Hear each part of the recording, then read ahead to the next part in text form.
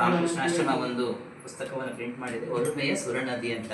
ಶ್ರೀಮಾತೆಯವರಲ್ಲಿ ಆ ಒಲುಮೆ ಅನ್ನುವಂಥದ್ದು ಎಷ್ಟು, ಒಲುಮೆ ಅಂದ್ರೆ ಏನು, ಪ್ರೀತಿ. ಸುರನದಿ ಅಂದ್ರೆ ಏನು, ಗಂಗೆ. ಆ ಗಂಗೆಯ ಅಷ್ಟು ವಿಶಾಲವಾದ ಪ್ರೀತಿ ಶ್ರೀಮಾತೆಯವರದು, ಅಷ್ಟು ಪ್ರೀತಿ.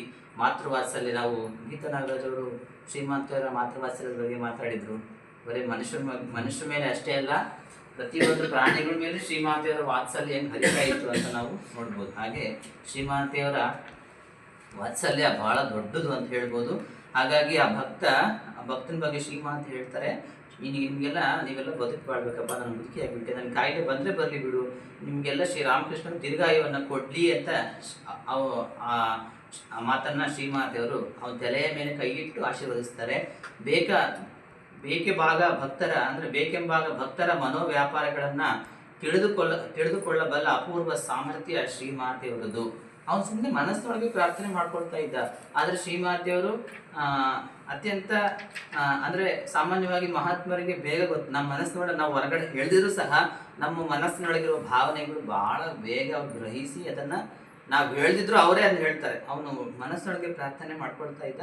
ಆ ಮಾತನ್ನು ಶ್ರೀಮಾತೆಯವರು ಅವನಿಗೆ ಹೇಳ್ತಾ, ಅಂದರೆ ಬೇಕೆಂಬಾಗ ಭಕ್ತರ ಮನೋವ್ಯಾಪಾರಗಳನ್ನು ತಿಳಿದುಕೊಳ್ಳಬಲ್ಲ ಸಾಮರ್ಥ್ಯ ಶ್ರೀಮಾತೆಯವರಲ್ಲಿ ಇತ್ತು ಅಂತ ಸ್ವಲ್ಪ ಹೇಳ್ತಾ ಇದ್ದಾರೆ. ಒಮ್ಮೆ ಲಲಿತಾ ಮೋಹನ ಸಾಹ ಎಂಬೊಬ್ಬ ಭಕ್ತನ ಮನಸ್ಸು ಏಕೋ ಕದಡಿ ಹೋಗಿ ಶಾಂತಿ ಸಮಾಧಾನ ತಪ್ಪಿ ಹೋಯಿತು. ಒಬ್ಬ ಭಕ್ತ ಲಲಿತಾ ಮೋಹನ ಸಾಹ ಎಂಬೊಬ್ಬ ಭಕ್ತನ ಮನಸ್ಸು ಏಕೋ ಕದಡಿ ಹೋಗಿ ಶಾಂತಿ ಸಮಾಧಾನ ತಪ್ಪಿ ಹೋಯಿತು. ಈಗ ನಮಗೂ ನಿಮಗೂ ಎಷ್ಟೋ ಟೈಮಲ್ಲಿ ಸಮಾಧಾನ ಶಾಂತಿ ಇರುತ್ತೆ, ಕೆಲವು ಟೈಮಲ್ಲಿ ನಾವು ಕಳ್ಕೊಬಿಡ್ತೀವಿ. ಮನೆಯಲ್ಲಿ ಪರಿಸ್ಥಿತಿಗಳು, ಸಮಯ ಸಂದರ್ಭಗಳು ಬದಲಾವಣೆ ಆದಾಗ ಸಾಮಾನ್ಯವಾಗಿ ಮನಸ್ಸು ಏನಾಗುತ್ತೆ, ಗಲಿಬಿಲಿ ಆಗುತ್ತೆ, ಗಾಬರಿ ಆಗುತ್ತೆ, ಶಾಂತಿಯನ್ನು ಕಳ್ಕೊಳ್ತೀವಿ, ಅಶಾಂತಿಯ ವಾತಾವರಣ ನಿರ್ಮಾಣ ಆಗುತ್ತೆ. ಆಗ ಎಂತರಿಗೂ ಬಂದ್ಬಿಡುತ್ತೆ ಅದು. ಇದರಿಂದಾಗಿ ಅವನು ಶ್ರೀರಾಮಕೃಷ್ಣರ ಹಾಗೂ ಶ್ರೀಮಾತೆಯವರ ಮೇಲೆಯೇ ಮುನಿಸಿಕೊಂಡು ತಾನಿನ್ನು ಶ್ರೀಮಾತೆಯವರನ್ನು ನೋಡಲು ಹೋಗುವುದೇ ಇಲ್ಲ ಎಂದು ನಿರ್ಧಾರ ಮಾಡಿಬಿಟ್ಟ. ನಮಗೆ ಆಗಲಿ ತುಂಬ ಕಷ್ಟ ಬಂದ ತುಂಬ ಜನ ಹೆಂಗೆ ಗೊತ್ತೇನೋ, ಆಶ್ರಮ ನಮ್ಮಂತವ್ರಿಗೆ ಇಷ್ಟು ಕಷ್ಟ ಬರ್ತದೆ, ನಾವ್ಯಾಕೆ ಆಶ್ರಮಕ್ಕೆ ಹೋಗ್ಬೇಕು, ನಾವ್ಯಾಕೆ ಸತ್ಸಂಗಕ್ಕೆ ಹೋಗ್ಬೇಕು ಅಂತ ಬಿಟ್ಬಿಡ್ತಾರೆ.